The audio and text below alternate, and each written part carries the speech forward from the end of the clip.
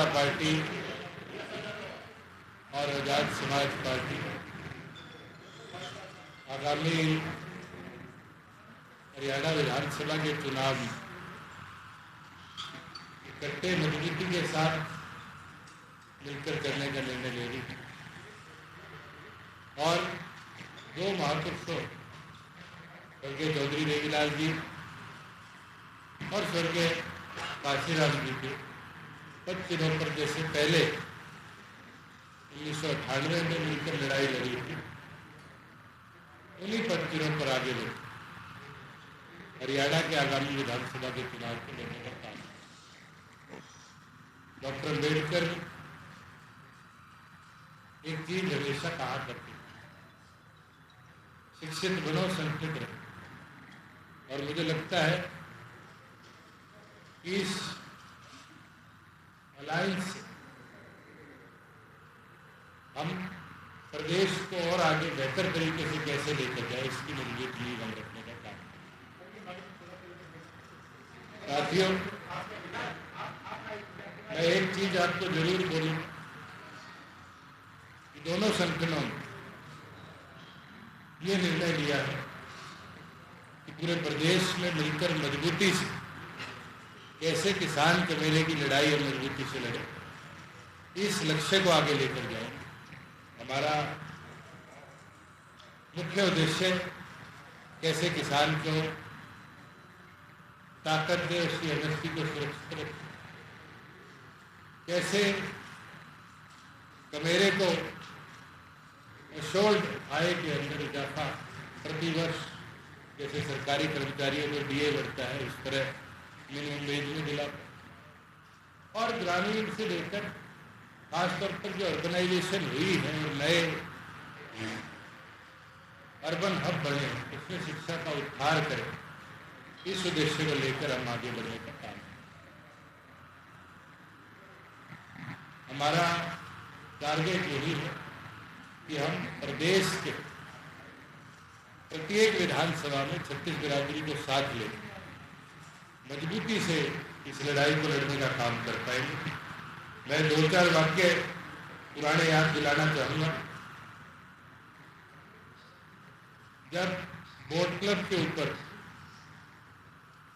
स्वर्गीय काशीराम जी ने एक धरना दिया था, उस समय सबसे पहले उनका साथ देने बोट क्लब के चौधरी देवीलाल जी थे और उनने एक ही मांग रखी थी कि डॉक्टर अम्बेडकर को भारत रत्न से सम्मानित किया। चौधरी देवीलाल जी का वादा था और बड़ी खुशी की बात है कि जब चौधरी देवीलाल जी इस देश के प्रधानमंत्री बने तो प्राथमिक तौर पर डॉक्टर अम्बेडकर को भारत रत्न से जो सम्मानित किया गया, भारत रत्न के साथ साथ पार्लियामेंट के अंदर भी उनका स्टैच्यू का अनावरण किया गया, स्टैच्यू लगाया और दोनों ने मिलकर देश भर में कैसे हमारे ऐसी साथियों का सम्मान बढ़े, इस पर अनेक कदम उठाए। 1977 के अंदर जब चौधरी देवीलाल जी प्रदेश के मुख्यमंत्री बने तो उन्होंने एक कदम उठाया कि हरियाणा प्रदेश की प्रत्येक गांव में ऐसी साथियों के ब्याह में कि बारात आ जाती थी, रुकने की व्यवस्थाएं नहीं होती, तो उसके लिए ऐसी चौपाल बनवाने का काम किया जो आज पूरे प्रदेश में, और उसके साथ साथ नंबरदारी को कैसे एससीबीसी के साथियों तक पहुँचाया जाए, उसके ऊपर उन्होंने विशेष कदम उठाया। और मुझे खुशी है कि हमने भी, चाहे वो प्रमोशन के अंदर 20% हिस्सेदारी ऐसी समाज के, चाहे उन ऐसी चौपालों का दोबारा से रीडेवलपमेंट का काम, अनेक योजना अपने समय में बनाने का काम। मैं तो एक चीज कहूँगा कि हम मिलकर, और एक एडवांटेज भी है, शायद आप में से बहुत कम साथी जानते हैं, हम दोनों 36 के हैं और दोनों मिलकर मैं मानता हूं कि अगले 40-50 वर्षों तक कैसे किसान कमेरे को ताकत मिली, इस संघर्ष को इस देश की बढ़ोतरी में हिस्सेदारी में कैसे बने, इसके अंदर लड़ाई को लड़ते रहेंगे। मैं दोबारा चंद्रशेखर जी का, उनके पूरे टीम का स्वागत करता हूँ कि हरियाणा प्रदेश के अंदर जो ये कदम आज हम मिलकर उठा रहे हैं, ये कदम आने वाले हरियाणा के भविष्य की एक मजबूत नींव मिलकर लिखने का काम करेगा। और मजबूती के साथ दोनों संगठन प्रदेश की 90 के 90 विधानसभा सीटों को लड़ेंगे भी, जीतेंगे भी। और हरियाणा प्रदेश में मैं कह सकता हूं कि युवा सरकार बनाने का काम करेंगे, जो गरीब की, कमेरे की, मजदूर की, छोटे दुकानदार की, महिलाओं की, युवाओं की आवाज बनकर मजबूती से लड़े। आज कॉन्स्टिट्यूशन क्लब में ये जो घोषणा भाई दुष्यंत जी ने की है, ये घोषणा तो आज की है, लेकिन इस पे पहल लंबे समय से चल रही है। और जो जिन महान पुरुषों के बारे में, उनकी दोस्ती के बारे में, उनके संयुक्त संघर्ष के बारे में और उसके परिणाम के रूप में जो आज हम लोग बैठे हैं, मैं अपने महान पुरुषों को नमन करते हुए आज उन दोनों महान नेताओं का भी जिक्र करता हूं, मान्यवर काशीराम साहब और चौधरी देवीलाल जी। मेरा ये भी मानना है कि किसान कमेरों को अपनी लड़ाई अभी तक अपने आप ही लड़नी पड़ी है, दूसरे लोगों ने सिर्फ उनका यूज किया। वो वादे तो हमसे बहुत करते हैं, लेकिन बाद में उन वादों में सच्चाई कुछ नहीं होती। क्योंकि भाई ने कहा कि हम 36 के हैं, 36 से कहने का मतलब है कि हम सेम एज के हैं, हम एक ही एज में हैं और लंबे समय तक अब सेवा करने के लिए किसान कमेरों की इस आंदोलन में उतरे हैं। मेरा ये भरोसा है, जब मेरी इनसे बात हुई तो मैंने महसूस किया कि इनके दिल में इच्छा है कि हरियाणा को आगे बढ़ना चाहिए, और मेरे दिल में इच्छा है कि हरियाणा को आगे भी बढ़ना चाहिए। हरियाणा की जो पहचान है, जिस तरह से इस बार भी दुनिया में देश का नाम हरियाणा ने बचाने का काम किया, वो हरियाणा और शक्तिशाली होना चाहिए। हम लंबे समय से हरियाणा में काम कर रहे हैं। भीम आर्मी आज़ाद समाज पार्टी के माध्यम से हमारे नेताओं ने वहाँ संघर्ष करके संगठन बना के उसको सींचने का काम किया है। अब 1 और 1 11 हो गए हैं। ये शक्ति मिलकर जो है एक नया निर्माण करेगी। मैंने इनसे ये भी अपील की थी कि जो भी हमारे जैसे साथी हों, जो चाहते हों कि किसान कमेरे, नौजवान, महिलाओं के सशक्तिकरण की आवाज़ आगे बढ़े, उनको भी अपने आप साथ में आप जोड़ दें। मेरा भरोसा है कि आने वाले कुछ दिनों में कुछ नई ताकतें भी, नए ऐसे साथी भी आपको हमारे साथ देखने को मिलेंगे, जो चाहते हैं कि हरियाणा मिलके इसी आइडियोलॉजी पर आगे बढ़े कि किसान किस कमेरे की बात मजबूत। पुरानी चीज़ों के लिए मैं अपने महान नेताओं का धन्यवाद करता हूं, और मेरा विश्वास है कि अब हम इस लड़ाई को तेज़ी से आगे बढ़ाएंगे और इस ताकत को बनाने में कामयाब। आप सब लोग यहाँ उपस्थित हैं। जननायक जनता पार्टी का पूरा परिवार, उनके सम्मानित नेता, पूर्व सीएम, पूर्व डिप्टी सीएम और भावी सीएम जो है हमारे बीच में है। साथ साथ आज़ाद समाज पार्टी, भीम आर्मी का परिवार है। ये दोनों परिवार एकजुट होकर मैं संदेश अपने साथियों को देना चाहता हूँ, आज से ही कमर कसें और हरियाणा में एक नया इनकलाब खड़ा करें, ऐसा मेरा विश्वास है। और बाकी चीज़ों को हम धरातल पर संघर्ष करके उतारें। धन्यवाद।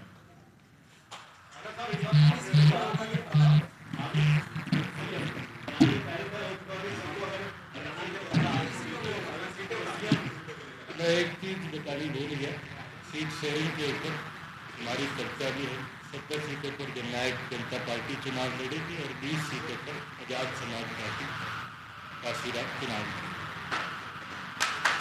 और दोनों पार्टियां मिलकर पूरे प्रदेश का रोडमैप, रूट प्लान भी जल्द आपके बीच में पब्लिश कर देंगे। जौन जौन से जिले हमने चुने हैं, उनके अंदर कैसे कैसे सीट शेयरिंग होगा, वो भी अलग से आपके बीच में हम टाइमली दे देंगे नॉमिनेशन से पहले।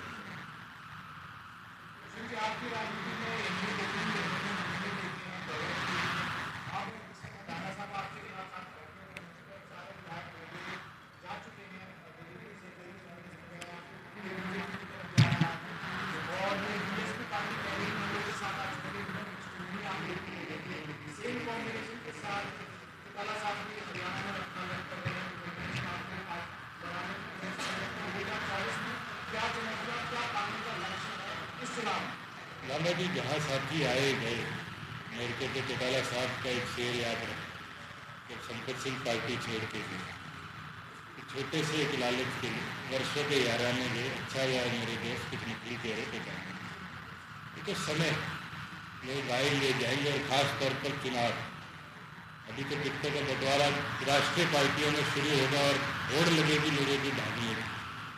और चुनाव के अंदर तो हमने लोकसभा में देखा है, विजेंद्र सिंह सुबह पक्का छोड़कर बीजेपी का और कांग्रेस में गए और उनकी टिकट कट गई, राहुल कश्यप की टिकट मिली, प्रदीप बिट्टू कांग्रेस छोड़कर बीजेपी में गए, उनको टिकट मिली। कौन आएगा जाएगा मुझे नहीं लगता पार्टियों के इससे सब। जहाँ अलायंस की बात, हमारा विजन क्लियर है कि किसान कमेरे की हम लड़ाई है, और किसान कमेरे के अंदर चाहे वो हमारे एससी साथी हैं, उनका कैसे उद्धार।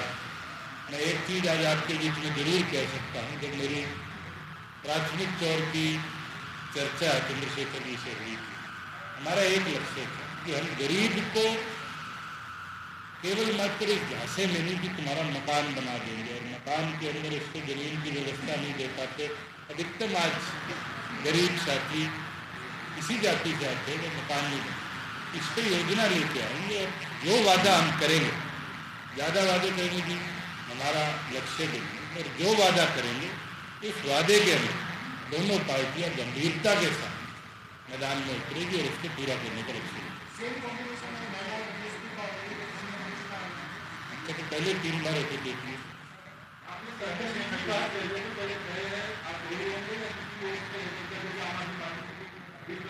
आप लोग शुरू कर देते हैं। मैंने तो कभी औपचारिक तौर पर नहीं कहा, आपने सवाल मेरे मुंह में डाला था कि क्या उनके साथ हो सकता है, मैंने कहा वो इंडिया अलायंस का मेंबर है, वो छोड़ेंगे तब चर्चा।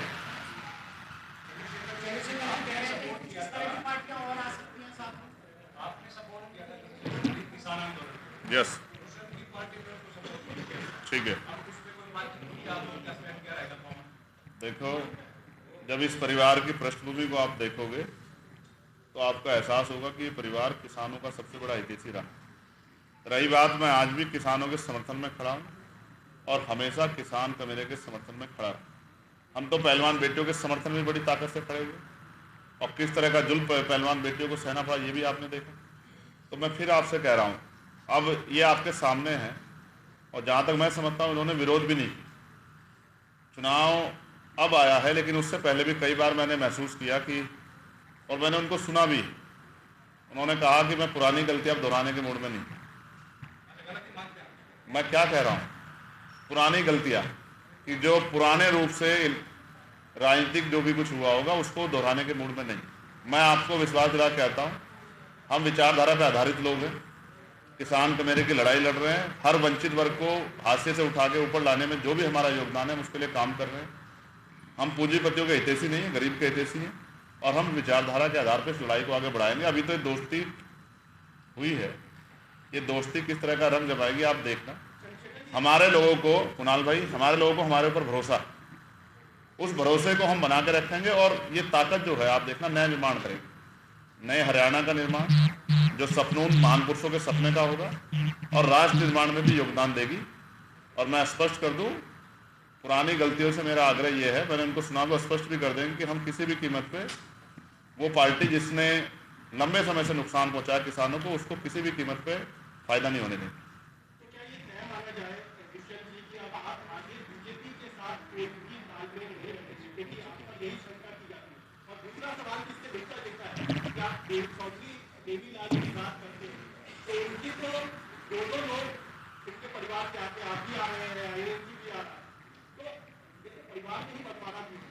चार हैं, कांग्रेस में भी है, बीजेपी में भी है।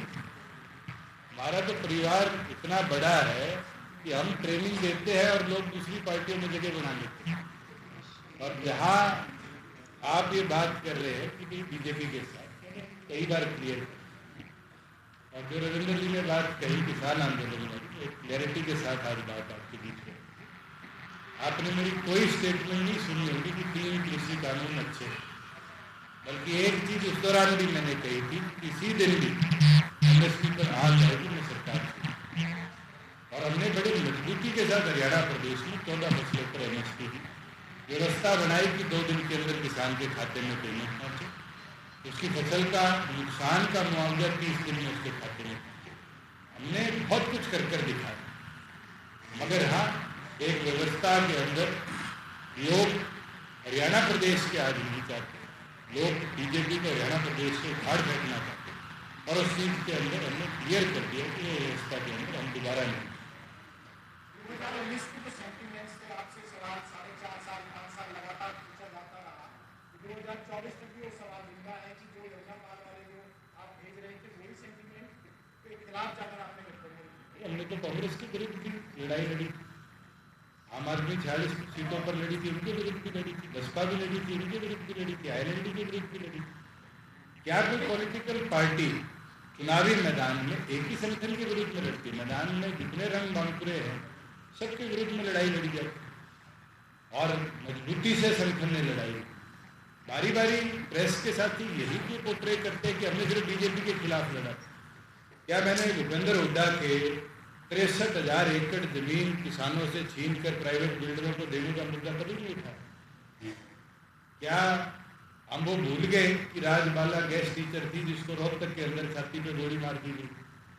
क्या हम भूल गए कि रोहतक से बाहर निकलते थे, जिला बदलते, चाहे वो भिवाड़ी हो, चाहे वो जींद हो, चाहे वो सोनीपत हो, 4 लेन सड़क 2 लेन हो जाती थी, 1 लेन हो जाती। ये सब विषयों को लेकर हम लड़े थे और जनता ने हमारा भरपूर साथ दिया। सर, आपको 2024 में वोट शेयर 1% से भी कम रहा लोकसभा में, अब आप कैसे अपने आप इस विभागी के वोट में देखेंगे? देखिए, ये लोकसभा का चुनाव जो था, देखिए ये चुनाव था 2 राष्ट्रीय गठबंधनों। आप भी शायद नहीं दूसरी सीट बता पाओगे फिरोजपुर को छोड़ के, जहाँ 12,000 में 4 कैंडिडेट रह गए। कोई भी सीट ऐसी नहीं थी जहाँ पर थर्ड कंटेंडर भी बड़े क्लोज मार्जिन से। इस चुनाव को विधानसभा के परिप्रेक्ष्य में लेकर कंपेयर करना थोड़ा इलॉजिकल था।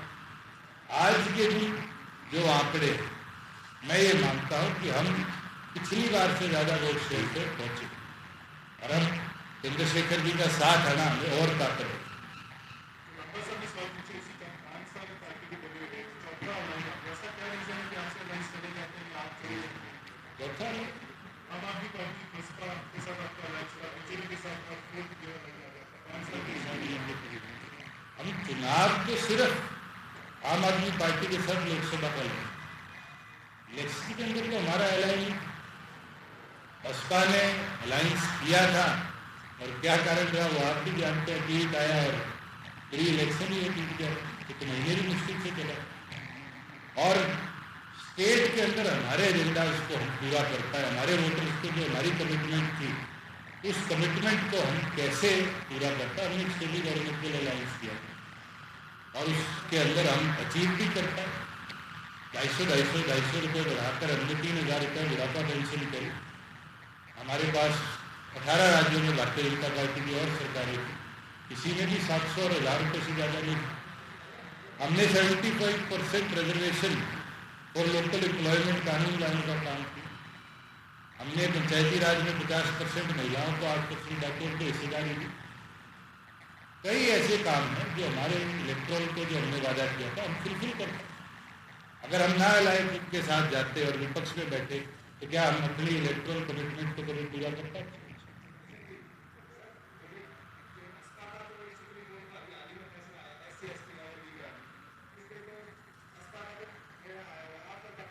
ये हरियाणा में पहले फेस किया और भजनलाल जी के टाइम पे हरियाणा में कानून आया और सुप्रीम कोर्ट तक उसमें बहस चली थी। उसके बाद उसको स्ट्राइक डाउन शायद 12 या 14 में कर दिया था। उसके बाद रिव्यू पिटीशन डली थी। क्योंकि अभी ये फैसला आया है केंद्र सरकार क्या निर्णय करती और कैसे कदम होगा, मुझे लगता है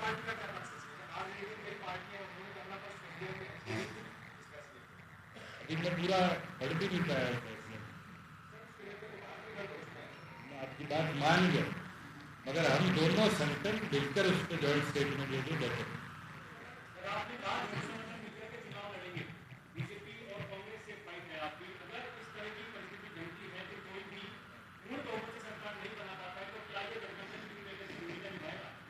ये नहीं करता तो हमारे पीछे आकर खड़ा हो और हम हम मिलकर प्रदेश की सरकार का नेतृत्व करें।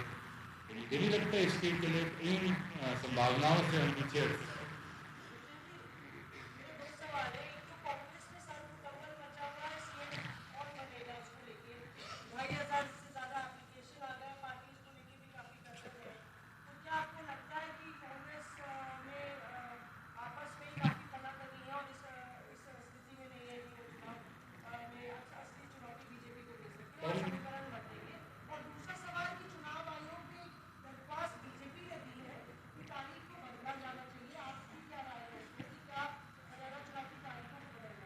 देखिए, बीजेपी की घबराहट इलेक्शन डिक्लेयर होने के बाद ये कहना कि लॉन्ग वीकेंड है इसलिए तारीख बदल दी गई, ये दिखता है कि कहीं ना कहीं उनको ग्राउंड रियलिटी पता चल चुकी है कि वो कितने कमजोर हैं।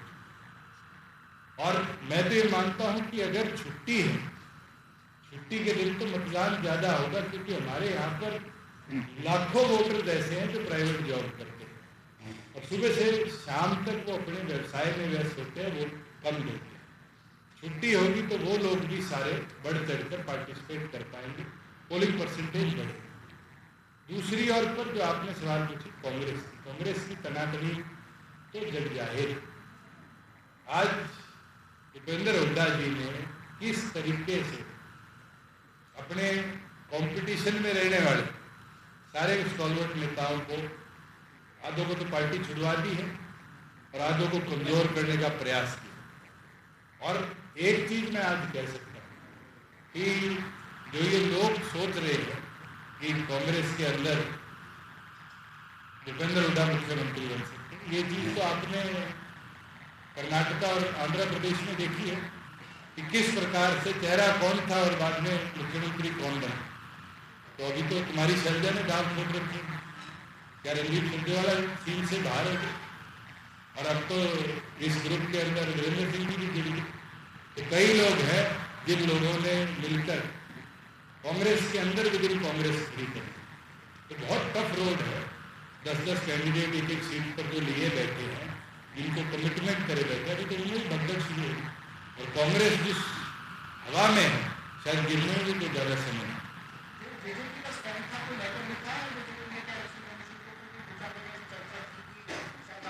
हमें लिखने की जरूरत नहीं है कि इलेक्शन डिले या प्रीपोन, हम तैयार हैं। आज से मात्र 33 दिन में हमारे यहाँ इलेक्ट्रल पोलिंग है और बढ़ चढ़कर हरियाणा के मतदाता जेजेपी और एएसपी का साथ। 10 साल से सरकार में बीजेपी की क्या इन्फ्लुएंसी है, आप भी सरकार के हिस्सा रहे हैं, ठीक है, कांग्रेस में तमाम दावेदार होते हैं, लेकिन क्या हरियाणा के चुनाव में कांग्रेस की एज नहीं जा सकती है? नजर आ रहा है कि 5 सीट के साथ 0 पर थे, जब 30-31 पे पहुंच गए, क्या 5 लोकसभा जीतकर आया वो लोग? ठीक है, एंटी इनकम्बेंसी है और इसीलिए मुख्यमंत्री बने और कोई कारण ही नहीं था कि मनोहर लाल जी को बदलना। और नए मुख्यमंत्री ने तो सिर्फ घोषणा और सम्मान समारोह करे, ग्राउंड रियलिटी से वो वाकिफ नहीं, योजनाएं वो बना नहीं पाए। एक लॉलीपॉप जरूर देंगे 2.5 लाख कर्मचारियों को कि तुम जो कौशल पर पोर्टेड हो, 5 साल से ऊपर हो, उनको आगे अशोर्ड जॉब दी जाएगी, रेगुलराइज किया नहीं जा सकता। कोई भी एम्प्लॉय ये जानता है कि जब तक बिल नहीं लाया जाता, ऑर्डिनेंस की वैलिडिटी 6 महीने, उनके ऊपर तो तलवार और लटका दी गई कि तुम 6 महीने बाद अगर शासन बदलाव होता है तो शायद तुम नौकरी से भी अपना हाथ लो।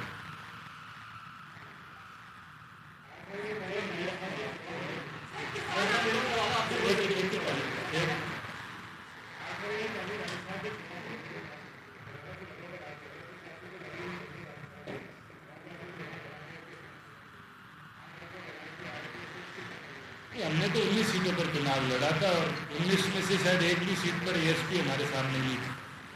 मेरी चर्चा उस समय भी चंद्रशेखर जी से की थी और ये उस समय क्योंकि हनुमान जी की पार्टी के साथ अलायंस में पहले उतर चुके थे हमारे हरियाणा से जाने से, तो इस कारण हमने फिर उसको अलायंस के अंदर, क्योंकि हमारे कई सीटों पर हनुमान बेनीवाल की पार्टी के साथ कैंडिडेट क्लैश हो गई, चाहे फतेहपुर हो चाहे वो कोटपुतली हो, तो इसी कारण फिर वो अलायंस आगे नहीं चल।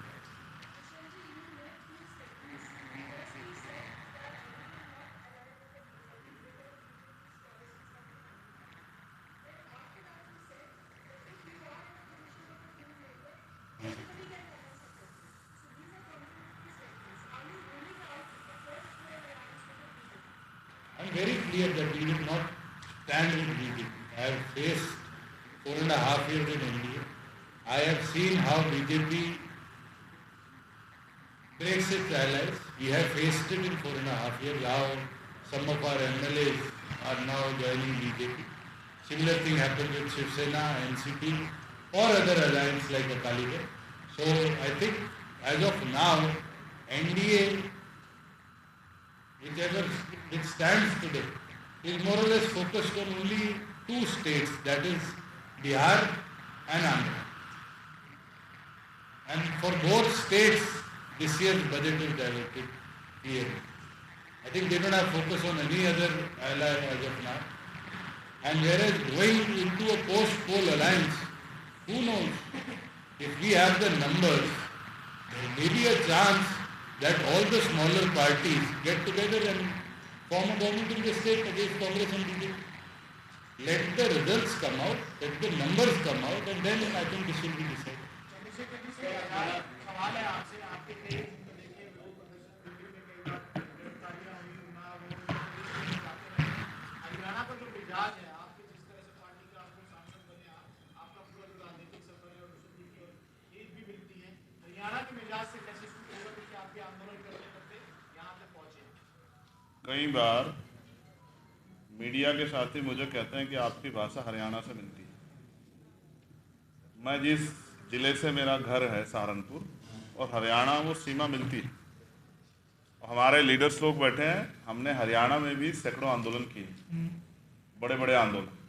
और आपको याद होगा जब दिल्ली में गुरु घर टूटा था सतगुरु रविदास जी महाराज का, तो सबसे ज़्यादा जो बच्चे अरेस्ट हुए थे वो 55 बच्चे हरियाणा से ही थे, हमारे संगठन के, जिन्होंने दिन रात मेहनत की।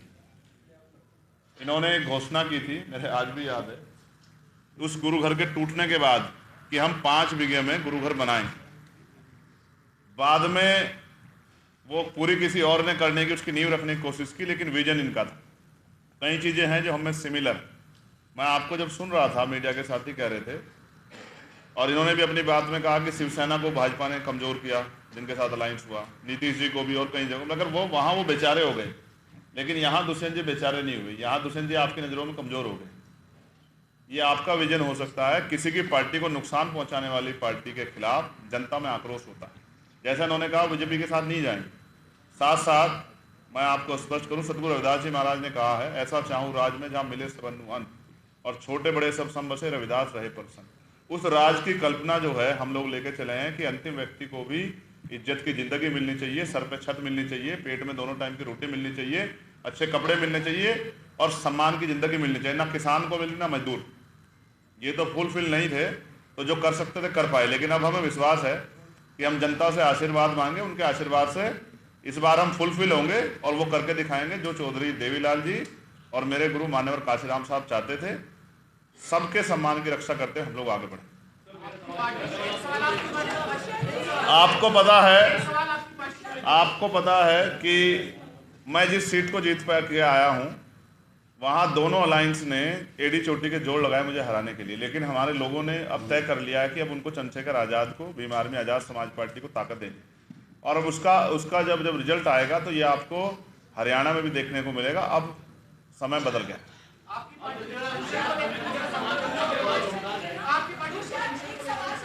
एक सेकंड,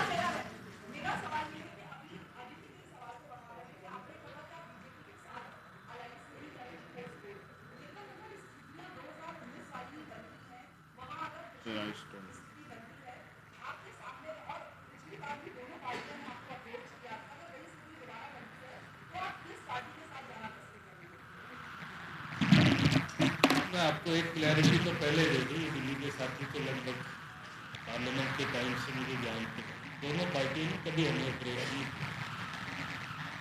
हमारे संगठन की बैठक हुई थी और उसके अंदर ये चर्चा हुई थी कि कौन सी स्टेबल गवर्नमेंट बनेगी, और उस स्टेबिलिटी के लिए ये निर्णय संगठन ने लिया। उसके बाद दोनों दलों से चर्चा हुई और कांग्रेस उस समय 6 विधायक नहीं इकट्ठे कर पाई थी कि किसी हालत में भी हम स्टेबिलिटी के लिए गवर्नमेंट बना भी नहीं। हमने स्टेबल गवर्नमेंट प्रदेश में चाहिए, उसके लिए नहीं। अब क्या होगा, ये बेहतर रहेगा कि जब रिजल्ट आए, नंबर जाए, उस पर हम छोड़ें। मगर हमारी दोनों की प्राथमिकता ये रहेगी कि वे in the alliance get the maximum number of seats. हमारे अलायंस के अंदर हरियाणा में 90 सीटों पर सबसे ज़्यादा विधायक के जीत गया है, तो हमारे गठबंधन के जीत गया है। और भविष्य का क्या पता है, जब 1970 के दौर में इंदिरा इंदिरा का नारा दिया था और रातों रात सारे इकट्ठे हो गए थे, तो 34 दिन के अंदर इंदिरा गांधी की सरकार के बीच वो समय आज आ जाए, 33 दिन का समय है। हरियाणा अगर वो करवट ले गया तो शायद 1987 वाला माहौल भी आपको दिखा।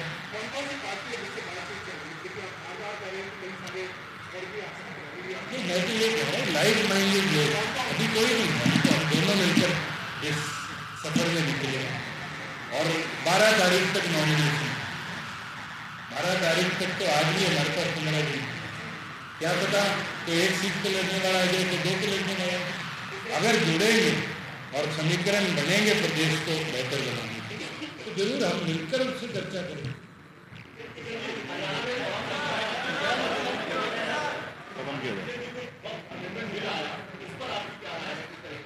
क्योंकि मैं उस पर ना बोलूँ बेटर है, क्योंकि ना तो मैं पार्लियामेंट का सदस्य हूँ, उसके अंदर आपके जहाँ वोटर की बात है, जहाँ अमेंडमेंट बिल की बात है, पार्टी उस पर अपनी स्टेटमेंट पहले भी दे चुकी है। बारी बारी मुझे नहीं लगता कि उसकी अमेंडमेंट हम किस क्लास दो ले लीजिए।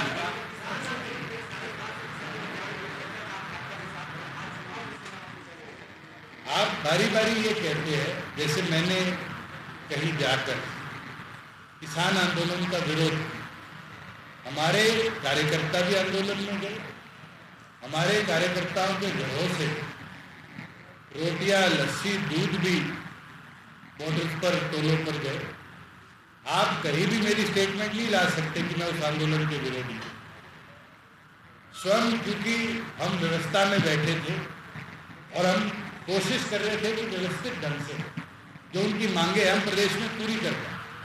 ना वो 3 कृषि कानून हरियाणा असेंबली में हमने पास किए, वो पार्लियामेंट में पास हुए थे और हमारी पार्टी का एक भी मेंबर पार्लियामेंट नहीं। हमने बहुत सुधार कृषि क्षेत्र में हरियाणा में करे और मैं मानता हूं कि आज उसका रिजल्ट है कि हरियाणा प्राथमिक राज्य है देश का जिसने एग्रीकल्चर इकोनॉमी को ग्रोथ की।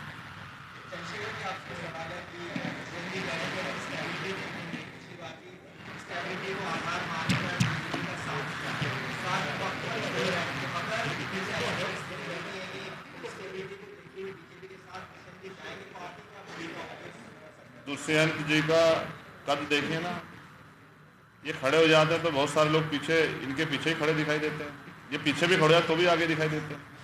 हमने ये जिम्मेदारी ली है कि हमें इनको आगे बढ़ाना, और मेरा विश्वास है आप अभी से रिजल्ट डिक्लेयर ना करें, आप हमारी मेहनत तो शुरू होने दीजिए कि आपका जनमत, जनता का आशीर्वाद जेजेपी और आज़ाद समाज पार्टी को मिल जाए, फिर आपका इस सवाल ही बेबुनियाद हो जाए। तो भविष्य के गर्भ में क्या है ये आपको, मुझे नहीं पता। हम लोग मेहनत करेंगे, और मैं फिर आपसे कह रहा हूँ, हमारे हरियाणा के बहुत सारे लीडर्स यहाँ हैं, हमने मेहनत की है वहाँ घिस घिस के चप्पल, और हम लोगों के दिलों में जो है अपने संघर्ष से हमने जगह बनाई। मैं आपको विश्वास दिलाता हूँ जिस दिन रिजल्ट आएंगे आपके हर सवाल का हम लोग जवाब देंगे। आज हम ये कह सकते हैं कि हम लीड कर रहे हैं, पीछे नहीं।